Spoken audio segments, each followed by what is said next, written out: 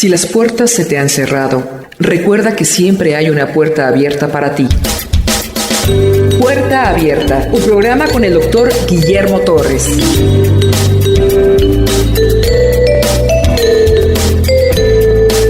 Marcos capítulo 14. El domingo pasado vimos la institución de la Santa Cena que viene a despasar la Pascua judía. Vimos también que en esa cena Jesús deja entrever quién es el que lo va a traicionar. La cuarta copa que se comía en el Seder en la Pascua, Jesús ya no la toma. No volveré a beber el fruto de la vid hasta que esté en el reino de los cielos. Posteriormente a eso, Jesús anuncia que Pedro lo va a negar 3 veces. Y Pedro dice, no, yo en mi fuerza, en mi voluntad y en mi amor humano, no te negaré. Otro evangelio añade que Jesús le dijo, cállate Pedro, porque has sido pedido por Satanás para ser zarandeado como trigo. Mas yo he orado para que tu fe no falte. Pedro estaba confiando en sus propias fuerzas. Jesús estaba confiando en la oración al Padre para fortalecer a Pedro. Posterior a terminar la Santa Cena, serían las 12 de la noche, 12:30, cuando Jesús abandona el aposento alto y se dirige a un jardín cercano en el arroyo de Cedrón, al pie de Monte Olivo, y es el jardín de Getsemaní. ¿Qué quiere decir Getsemaní? Prensa de aceite. Nosotros como jaboneros que fuimos aquí hace años teníamos prensa para exprimir sebo de res y sacar aceite para jabón. Esta prensa no es una prensa de fierro, es una piedra de unos 300, 400 kilos que aplasta a un fruto del olivo para sacarle aceite. Eso quiere decir Getsemaní. Esta piedra prensa que aplasta un fruto para sacarle todo el aceite, simboliza esta piedra el pecado del mundo, que va a caer sobre un solo ser, que es Cristo, oprimiéndolo y aplastándolo. Todo el pecado del mundo sobre un solo ser en la cruz. Esto es Getsemaní, una prensa de aceite. Jesús entra 12:30, 1 de la mañana al jardín de la prensa de aceite. Sus discípulos lo siguen. Ahora entiendo que los 11, Jesús trae dolor en su corazón, sabe lo que va a enfrentar, él puede ver todo.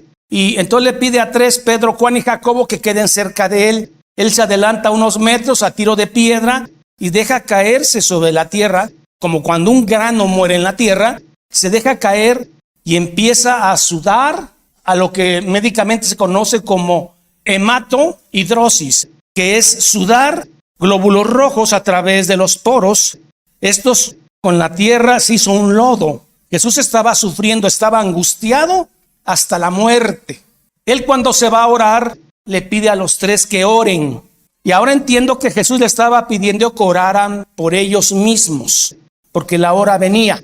Jesús después de 1 hora, 1 de la mañana, 1:30, regresa y Pedro, Juan y Jacobo están sumamente dormidos, están cansados. Fue un día muy duro, pero además la tristeza de que su maestro va a ser muerto, los tiene en un estado de semidepresión y ellos duermen.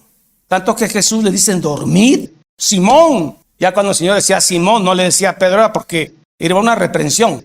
Y cuando era Simón, Simón era, fallaste totalmente. Simón, duermes. Jesús va a orar, no otra hora, otros momentos, regresa y lo mismo, 3 veces. Jesús se interna en Getsemaní, no hay empatía de parte de estos 3, ven cómo está Jesús entre sudor, lágrimas y tierra, pero el cansancio es mucho.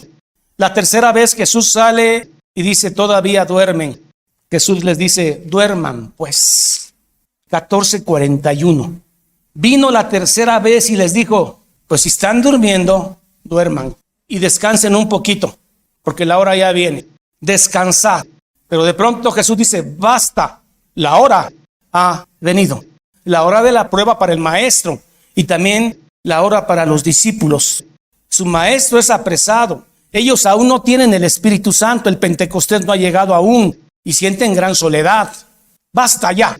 Muchas veces nosotros presentamos pruebas que todo ser humano tiene y que todo creyente puede tener en la vida sin oración.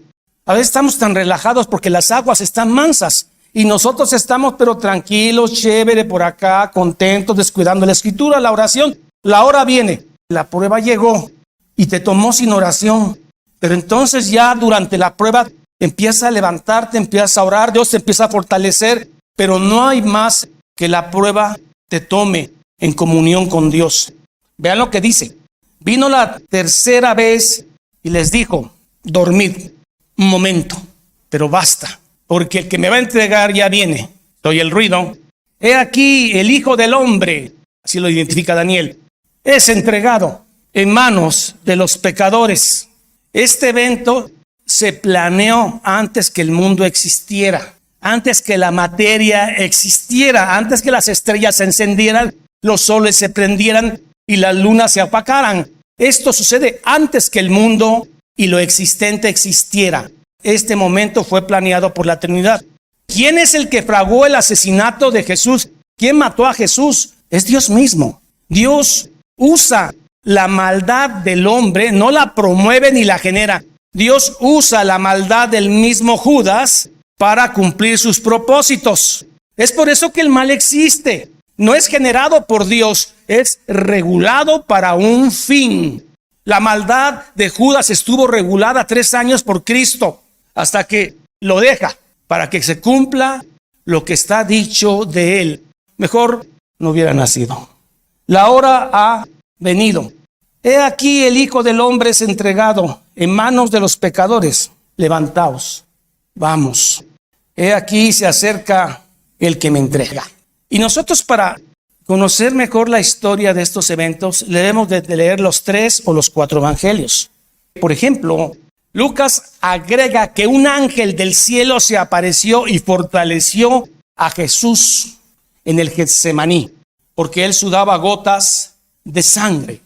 Algo que agrega también es que la angustia de Cristo no los conmueve. Están tan cansados que no los conmueve. El Señor del universo no quiere estar solo. La pregunta, ¿es buena idea quedarse dormido cuando no sabemos dónde viene la hora de la prueba? Ya cuando estás en ella, te pones a orar. Pero hubiera sido mejor esperarla con oración. Después de esto, pasamos al arresto de Jesús. Los evangelistas dan detalles de cómo fue este arresto en Getsemaní, en un jardín muy oscuro. Estos olivos todavía existen, algunos tienen más de 2000 años en Jerusalén. ¿Cómo fue el arresto de Jesús? Aún estaba hablando Jesús y vino Judas. Lucas agrega que Judas iba delante del grupo. El grupo, ¿quién lo conformaba? La guardia del templo. La guardia del templo tenía palos. Roma no le permitía a la guardia del templo tener más armas que puros palos. Por eso dice, y vinieron con palos. Pero además vino una gran cantidad de soldados romanos, sacerdotes, parte del Sanedrín, una chusma gigantesca por un solo hombre que había estado publicando sus verdades al aire libre. Hablando aún, vino Judas, que era uno de los 12, y con él mucha gente con espadas y palos. De parte de los principales, los sacerdotes y los escribas y los ancianos, Sanedrín, habían estado confabulando toda esa noche. Y el que le entregaba les había dado una señal que lo iba a entregar con un beso. En el Antiguo Oriente, ese beso podía ser de varias formas. Podía ser un beso a los pies, podía ser un beso al dorso de la mano, o bien a la palma de la mano, o podía ser un beso al borde, a la costura de tu túnica. Esas fueron las formas que Judas podía haber entregado al maestro, pero Judas elige la más íntima, la que dura más tiempo. No es como el beso que nos damos el ósculo santo acá, sino que ahí es una acción sostenida que daba tiempo al resto de la gente en la penumbra de ver quién era, porque estaba muy oscuro. Entonces Judas elige dar el beso más íntimo y prolongado, el beso de alguien que ama a alguien. Yo entiendo que eligió eso porque las serpientes así besan. La traición es un arma que la gente que amamos tiene. Esa arma no la tienen los enemigos nuestros, porque lo esperamos. Pero la traición la tiene gente que amamos. Judas tenía esa arma y la usó. Este momento es cumbre. Antorchas, palos, gritos, escándalo. ¿Quién es? Al que bese yo. Se acerca el traidor y besa al maestro. Y este momento simboliza mucho la maldad más oscura, satánica. Él estaba poseído en ese momento por Satanás. Claro, tenía su voluntad. La maldad satánica más grande en un hombre. El hombre más malvado de la historia, besando al hombre más santo de la historia. Hombre Dios. El mal besando al bien. Y este evento se repite todos los días de nuestra vida en este mundo. La traición es cotidiana, es parte del ser humano, es innata la traición al ser humano. Se trae en la sangre. A veces queremos traicionar y nos inhibimos, y a veces somos traicionados, y esto se está dando en el mundo todos los días de nuestra vida. El mal besando al bien, el bien absoluto, inocente, santo, perfecto, creador, divino, limpio, besado por lo más sucio que puede existir. El beso de Judas. Mateo es muy minucioso. Dice que cuando Judas se está acercando, salve maestro, que tenga salud maestro. Hacía un saludo, salve maestro. Y Jesús le contesta, amigo, que es camarada. ¿A qué vienes? Jesús ya lo sabe. Pero también Lucas agrega otros detalles en el Getsemaní. Por ejemplo, dice que el que iba al frente de la comitiva era el Iscariote. También Lucas agrega que preguntaron ellos, ¿quién es Jesús? Y Jesús dijo, yo soy. Y en ese momento toda la guardia se hace atrás y cae por el poder de esa palabra.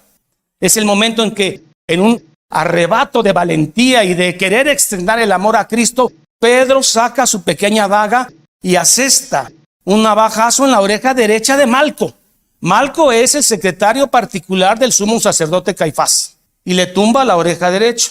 Jesús lo reprende, dice, Pedro, no entendiste en 3 años que mi guerra no es así. Mi guerra es con el arma del amor, que esa es la que tiene trascendencia eterna. Las armas perecerán, el que a hierro mata, a hierro muere, guarda tu espada.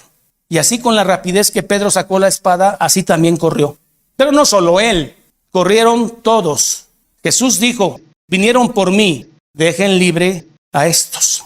El pastor dando su vida por las ovejas. Yo no sé si existe algún predicador que pueda expresar estos capítulos con la profundidad y la grandeza que son. No creo que haya existido un predicador que exista o que existirá que pueda enseñar esto en todo su valor para un verdadero creyente, en todo su poder. Al menos yo no me siento capaz. Sorprendido ante estos capítulos donde Cristo se entrega todo por su iglesia. No murió por todos.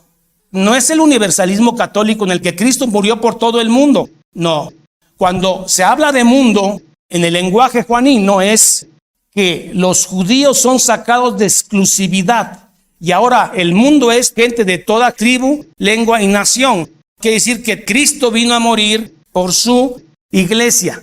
Por eso en Efesios Dios le dice que el hombre ame a su esposa como Cristo amó a su iglesia. ¿Cómo amó Cristo a su iglesia? Se entregó totalmente por ella en la cruz. Grande es este misterio, dice Pablo. Hay un pasaje aquí en Marcos que entra a nivel de lo anecdótico, pero es palabra de Dios. Un joven que huye desnudo o encuerado. Algunos creen que es Marcos. Asumen que como la Pascua anterior, la Pascua del año anterior, Jesús la había celebrado en la casa de la mamá de Juan Marcos. Por eso la guardia se cree que fue primero a buscar a Jesús a la casa de Juan Marcos. Juan Marcos estaba dormido, así como Dios lo mandó al mundo, y de pronto oye que llega la guardia, los palos, machetes, todo esto, la espada, y sale corriendo nada más con una sábana. Se dan cuenta que va huyendo y le jalan la sábana y el otro sale, yo huyo de aquí como sea, y sale corriendo y sale desnudo. Y muchos creen que es el mismo Juan Marcos, que se lo está platicando a Pedro, que es el que está dictando el evangelio de Marcos. e inicia el juicio de Jesucristo. Un juicio plagado de irregularidades para los que son abogados. Plagado de irregularidades tanto violando leyes judías como romanas. Primero, los juicios se tenían que dar al aire libre, público. Eran de día, jamás de noche. Son 18 leyes judías que se violan. Lo correcto era esperar de día, tomarlo en el templo, de ahí mismo llevarlo al lugar del templo, que era donde se reunía el Sanedrín, y allí comenzar el juicio. Empezar a presentar a los testigos a favor y testigos en contra. Leerle a los testigos que si ellos eran testigos falsos, ellos iban a ser crucificados. Los testigos de manera particular no deben estar juntos. Para que un testimonio sea correcto, deben coincidir perfectamente los dos testimonios en contra. El sumo sacerdote debería estar callado porque él era como juez. Y van a ver cómo mete su cuchara. A alguien no lo puedes golpear hasta que ya esté la sentencia. Y más si son sentencias de muerte, habría que esperar un día para ejecutar 24 horas la sentencia de muerte. Hacía unos años, antes de esto, que Roma había abolido el hecho de que los judíos ejecutaran la pena de muerte. Ustedes pueden juzgar, pero quien debe validar su juicio debe ser Roma. Una vez que esté validado el juicio, se espera 24 horas y entonces sí, lo ejecuta Roma, no los judíos. Esos apedreamientos que pudo haber habido en la época de Jesús, como el de la mujer adúltera, ¿se acuerdan? Que la querían apedrear. Esos eran medios ocultos, esos apedreamientos. Entonces llegaban los romanos y decían, pues no se sabe quién la apedreó, nadie. Se hacían de la vista gorda. Pero aquí, como tenía tantos seguidores el Señor, no era fácil el asunto. ¿Cómo empiezan a darse las irregularidades? Jesús es arrestado de noche, estaba prohibido. En lugar de ser de día y llevarlo al concilio, al Sanedrín que está en el templo, se lo llevan a una casa privada. Un viejo zorro que es suegro del que es actual sacerdote. ¿Quién es este hombre? Es Anás, un viejo que fue destituido del sacerdocio por Pilato. Pero no se quedó así. Él puso a su yerno y a sus hijos de sumos sacerdotes. Jesús es llevado a la casa de Anás, a un domicilio particular. Ahí recibe una bofetada a Jesús, porque Anás le dice, ¿cuál es tu doctrina? Y Jesús le dice, la doctrina que yo he predicado ha sido a cielo abierto en el templo. Y uno que quiere quedar bien con el antiguo sacerdote, se acerca y le da un bofetón al Señor. Dice, ¿así le contestas al sumo sacerdote? Anás no logra sacarle nada y se lo envía a la casa del que sí es sumo sacerdote, Caifás. Hay duda que la negación de Pedro se dé en la casa de Anás o de Caifás. Yo, por lo que he dado el seguimiento, parece que la negación de Pedro se da en la casa de Anás. Esas casas eran muy particulares. Todos los cuartos estaban en alto y en el centro había un patio que estaba en desnivel abajo. Cuenta Marcos, Mateo y Lucas que al entrar a la casa de Caifás, entró toda la comitiva, adelante el preso, y entra Juan. Juan y Pedro empezaron a seguir a Jesús. Claro, en la penumbra, en la oscuridad, atrás de los árboles, para que no lo fueran viendo. Probablemente no entran a la casa de Anás, pero sí a la de Caifás, porque Juan tenía cierta amistad, dice la Biblia, con Caifás. Pedro es pescador y a él sí lo dejan afuera. Pero entonces Juan llega y dice a la criada, él viene conmigo. Y entonces la criada deja entrar a Pedro. Llegan a la casa de Caifás, 2:30 de la mañana. Jesús es interrogado y ahí sí se presentan falsos testimonios. 2.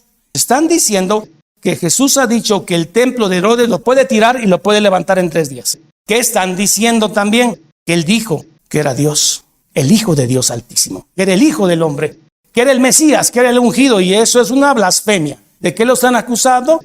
De blasfemia. Caifás, que es un hombre inteligente, se está dando cuenta que no está cuajando el juicio. Él le hace una pregunta retórica. ¿Eres el Hijo del bendito? Yo soy. Y te aseguro que no me volveréis a ver hasta que venga yo con poder. Claro que él no entiende nada de eso. No me volveréis a ver hasta que venga en la segunda venida. Ya cayó, dice Caifás, y se desgarra sus vestiduras y dice, reo de muerte, blasfemo. Dice que es Hijo de Dios, el ungido, Dios mismo. No hay necesidad de testigos. Cuando la ley judía en el Misná decía que nadie puede proclamarse culpable. Y Jesús dijo, yo soy. Ya está. Sí, pero no vale porque él mismo está diciendo. Pero le dieron por válido. En la casa de Caifás se da el evento de la negación de Pedro. Primero, no lo dejaban entrar. Tuvo que venir Juan a decirle, déjelo entrar que viene conmigo. Desde ese momento Juan desaparece y aparece a pie de cruz. Pedro se le acerca una señora muy chismosa. Se queda viendo a Pedro. Dice, tú eres uno de ellos.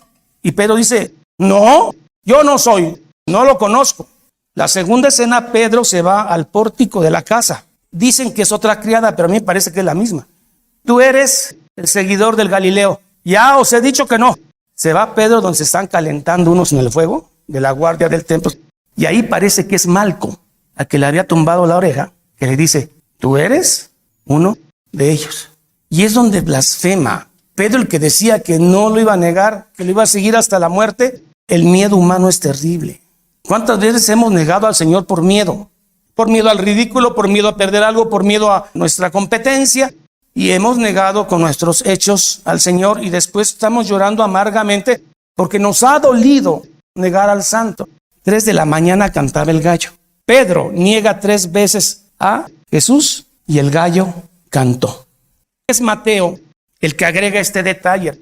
Están en el patio de la casa de Caifás. Pedro está oyendo todo el interrogatorio. Son casas con ventanas grandes. Él puede ver a Jesús que lo están interrogando y que él ha dicho que es el Mesías. Y de pronto él, en la tercera negación, tiene a distancia a Jesús. Lo tiene a la vista. El Señor volteó y lo vio. Ya con un ojo amoratado, voltea y lo ve. Pedro, te lo dije. Fuiste expedido para ser zarandeado como trigo y yo he orado para que tu fe no falte. No confíes en ti, confía en el Señor. No confíes en tus fuerzas, confía en mí. Yo soy débil al pecado y débil a todo. Mi fuerza está en Cristo. La mirada de Jesús, no de incriminación, no es una mirada de condenación. Pedro, al ver esa mirada, dice que lloró amargamente. Y usted sabe lo que es llorar así cuando usted ha negado al Maestro, con sus actos, con su intención, con su acción. Pero Jesús, con su bondad infinita, cuando resucita, dile a Pedro que lo vea en Galilea, ahí donde lo encontré. Cuando Jesús llega, Pedro está pescando y lavando redes. Y Jesús le hace 3 veces la pregunta, Pedro, ¿me amas? Sí, Señor, yo te amo. Pedro, ¿me amas? Sí, Señor, yo te amo. Pedro, ¿me amas? Sí, Señor, tú lo sabes todo, yo te amo. Entonces regresa y apacenta mis ovejas. Lo perdonó. ¿Por qué no le sucede lo mismo a Judas? Judas también lloró, pero Judas no tuvo un arrepentimiento, tuvo un remordimiento. Metanoia es lo de Pedro, metamelonai la de Judas, que es volver a sentir dolor, pero no un dolor de sentirse constrito por haber entregado al Maestro, sino un dolor en su ego, un dolor a que no va a ser el que quiso hacer. Termina ahorcándose, se rompe la reata y al caer se eviscera. Se acabó la negación de Pedro. Al amanecer, todavía de madrugada, 5 de la mañana, lo llevan a donde se reúne el Sanedrín en el templo y ahí ya están los 71. Vuelve a hacer el interrogatorio Caifás, porque él es el sumo sacerdote. Lo que querían era nada más validar lo que ya se había hecho en una casa privada. ¿Cuál fue el dictamen? Culpable. Aquí ya van 3 juicios, uno en la casa de Anás, otro en la casa de Caifás y otra del Sanedrín. Declarado culpable. La gente en Jerusalén son 5 de la mañana y empieza a ver que hay problemas, que hay ruidos, que alguien lo metieron en el templo muy temprano y ya la chusma empieza a juntarse. El dictamen ya está, es reo de muerte, pero no podemos matarlo. Tenemos que pedirle permiso a Roma. Entonces vamos a llevarlo al representante de Roma, que es Poncio Pilatos, procurador, prefecto. 5 o 6 de la mañana llegan a levantar a Poncio Pilatos. ¿Dónde vive él? En una casa hermosa pegada a la fortaleza Antonia. Es un lugar, es un cuartel pegado al templo. Llegan y empieza el primer juicio romano con Pilato. Pilato tenía un lugar donde él daba los dictámenes judiciales que se llama el pretorio. Era un lugar, un enlosado, le ponían una silla muy bonita y él se sentaba. Pero tuvo Pilato que salir a una ventana porque los que lo llevaban eran judíos de Jerusalén y ellos no habían celebrado la Pascua todavía. Como judíos no podían contaminarse a entrar a una casa de gentil. Ellos se quedan afuera y Pilato tiene que salir a preguntar: ¿qué pasó? ¿Qué traen ahí? ¿Por qué tan temprano? Ustedes no paran de tener pleitos de toda su religión. Y es ahí donde empiezan a torcerle la mano a Pilato. Pilato andaba muy mal. Había tenido antecedentes malos en Jerusalén, ya la había regado 2 veces. No quería regarla por 3ª vez. Empiezan a presionarlo. Pilato observa a un hombre que no cree que sea culpable. Alguien dice: es Galileo. Y a ver que los galileos tenían muy mal nombre. Ah, pues si es Galileo, no me compete a mí. No compete a Judea. No compete a mi territorio. Le compete a Galilea. Y el rey de Galilea estaba en Jerusalén y se llama Herodes Antipas, hijo de Herodes el Grande. Segundo juicio romano ante Herodes Antipas, que su casa estaba a unos 200 metros de donde estaba Pilato y no se hablaba. Este hombre burlón, degenerado, alcohólico, de lo peor de los Herodes, Herodes Antipas. Y Jesús guarda un silencio impresionante ante Herodes Antipas. Se alegró tanto Herodes Antipas al ver a Jesús, porque en él veía un entretenimiento, un milagrito, algo que me pase una montaña de aquí, que me la pase para allá, o que alguien lo convierta en sapo, alguna cosa así, porque necesito divertirme. Pero se empieza a burlar y lo llenó de preguntas, dice Lucas. Jesús no le contesta absolutamente nada, tanto que se acaba enojando Herodes y se burla de él. A ver si eres rey, dice, y le pone la capa y un bastón. Dice: yo no juzgo locos, llévenselo a, 3er juicio de Roma, llévenselo a Pilato. Jesús no le contestó nada, lo hubiera evangelizado: no tiréis las perlas a los cerdos. 7 de la mañana, 8 de la mañana, Jerusalén ya es un polvorín. Algunos se dieron cuenta que el que entró el domingo pasado es un fraudulento profeta más. Y eso de venir a engañar a la gente de Jerusalén no está bien, hay que crucificarlo. 3er juicio es llevado Jesús ante Pilato. Empieza el juicio de los ancianos, que empiezan a recriminarle temas religiosos. Y dice Pilato: a mí no me interesa eso. Son temas de ustedes, son temas religiosos. Pero a alguien se le ocurre decir: pero también ha dicho que no hay que pagar impuestos. Y otra, dice que es rey. Y para nosotros el único rey es César. Y tú, Poncio Pilato, si no lo condenas a la cruz, estás en contra de César, que él sí es rey y no este. Pilato ya estaba en el borde de la sillita porque ya lo querían tumbar. Llega un mensaje de Julia Prócula, su esposa: no te comprometas con este santo, porque hoy no he podido dormir pensando en él. ¿Y qué sabe Prócula de Jesús? Prócula tiene una sirvienta que se llama Berenice, y Berenice conoce muy bien lo que ha hecho Cristo. Prócula después se convierte en cristiana. Entonces a Pilato se le ocurre algo. En la fiesta de Pascua, por gracia, se acostumbraba a dejar libre a un detenido, a uno que ya estaba enjuiciado bien. Barrabás sí lo habían enjuiciado bien, como debía ser, y lo habían encontrado culpable. En tiempo de gracia, según ustedes, hay que dejar libre a uno. Aquí está Barrabás y aquí está ya sumamente flagelado. Porque otra artimaña que usó Pilato es flagelar a Jesús para que una vez flagelado, al verlo, esta gente dijera: no, pues ya déjalo. La flagelación era terrible. Eran dadas por un llamado escorpión que tenía en la punta vidrio, metal o hueso. Entre los soldados romanos sabía que el que metía el golpe más duro, el que desgarraba más profundo, era el que ganaba en esa flagelación. Había golpes que dejaban abierto. Se veían los intestinos, o se veían el riñón, y muchos quedaban lisiados. Después de esta flagelación presentan a Jesús a Pilato. Pilato dice: ¿tú eres rey? Dime de dónde eres rey. Y Jesús sí le habla a Pilato: yo he venido a dar testimonio de la verdad. Pilato dice que es la verdad y se da la vuelta y se va. No espera a entender que la verdad hecha carne estaba ahí. La verdad creadora, la verdad santificadora estaba hecha en un hombre, flagelado, pero finalmente Dios. Un ojo negro cerrado por la hinchazón, el otro ojo mira al suelo, el cabello pegado a la frente por la sangre, la espalda desgarrada, cubierto de líquido baboso, sanguíneo por los escupitajos. Era una forma personal de decir: te odio. Ahí está su rey, sin defensa, nadie lo defiende. Sin explicación, no explica nada, pero aparte no tiene pánico, está sereno. Pilato está sorprendido. La palabra es sorprendido en la Biblia. ¿Está sorprendido de que no sea un preso que esté mendigando su libertad?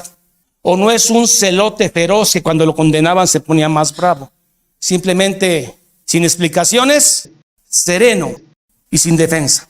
Ese es tu rey, ese es mi rey. Venció en humildad, venció en amor, venció perdonando. ¿Cuándo nos amó? Antes que el mundo fuera. ¿Seré salvo o no seré salvo? Pablo dice, examinaos si estás en la fe o no. ¿Quién dice que eres salvo? Lo digo yo, pero te puedes equivocar. Lo dice la iglesia, se puede equivocar. Lo dice un pastor, se puede equivocar. Que lo diga la Biblia. Examinaos no con un juicio humano, sino con el juicio de la Biblia. ¿Eres salvo o no? ¿Has creído o no? Ahí está el rey sin defensa, sin explicación, sin pánico. No es como otros acusados que suplican por su libertad. Tampoco es un celote lleno de ira. Solo observa, está sereno. Hay un libro que se llama ¿Por qué a las personas buenas les suceden cosas malas? Y la respuesta es esto, de que algo malo le suceda algo bueno, solo ha sucedido una vez en la historia, y es a Cristo, porque Él realmente es bueno, nosotros no. Nosotros vivimos en un mundo injusto, nosotros vivimos en un mundo plagado de maldad. Hoy podemos estar, mañana no, producto de la maldad humana y de nuestra propia maldad. Vivimos en un mundo caído. Dice Jesús, es la hora de las tinieblas, cuando lo toman preso. Quiero decir entonces que si usted piensa que la vida es justa, se va a decepcionar. Le voy a decir por qué. Muchas veces no es justa. Si la vida fuera justa, Jesús no hubiera sido sacrificado nunca. Jesús aceptó el sufrimiento. Si Él sufrió, ¿que no suframos nosotros? Es que yo no merecía esta situación. Tal vez sí, ¿no? Si vamos a lo profundo. Pero tal vez no. Pero no se enoje. La vida no es justa, pero Dios es justo. La justicia de Dios atribuida a sus hijos. Los que somos pecadores justificados por la sangre de Cristo. Los que somos salvos no por obras, sino porque hemos creído en la cruz. La vida no es justa, pero Dios sí. Él, siendo santo y sin pecado, cargó el pecado del mundo. He aquí el Cordero de Dios que quita el pecado del mundo. El que ya ha sido justificado por la sangre de Cristo debe luchar por no pecar, no para salvarse, sino porque ya es salvo, porque ya es hijo. Cuando esté sufriendo dice, pues no creo que merezca esto, no creo que lo merezco, pero no sé por qué me está pasando. Señor, pero si tú sufriste, permíteme también sufrir con dignidad y con fe esta prueba.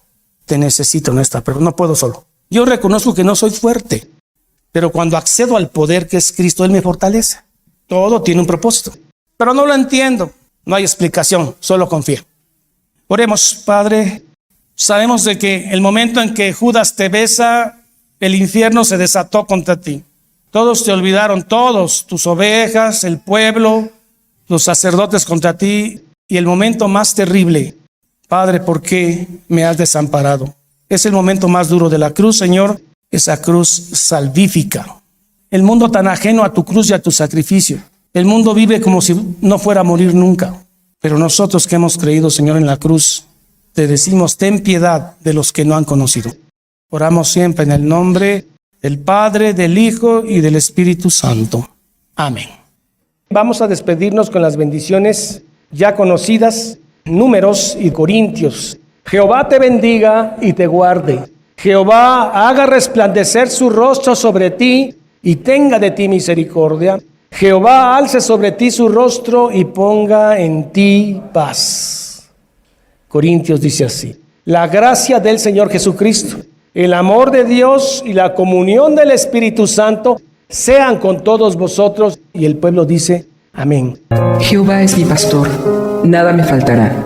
En lugares de delicados pastos me hará descansar. Junto a aguas de reposo me pastoreará. Confortará mi alma. Me guiará por sendas de justicia por amor de su nombre. Aunque ande en valle de sombra de muerte, no temeré mal alguno, porque tú estarás conmigo. Tu vara y tu cayado me infundirán aliento. Aderezas mesa delante de mí en presencia de mis angustiadores. Unges mi cabeza con aceite, mi copa está rebosando. Ciertamente el bien y la misericordia me seguirán todos los días de mi vida, y en la casa de Jehová moraré por largos días. Salmo 23. Esta es la paz que Dios te da a través de su palabra. Busca un grupo de personas que te ayuden a leer e interpretar la Biblia. Te invitamos a escuchar el programa Puerta Abierta con el doctor Guillermo Torres, pastor de la iglesia La Familia de Dios. Todos los días por esta estación.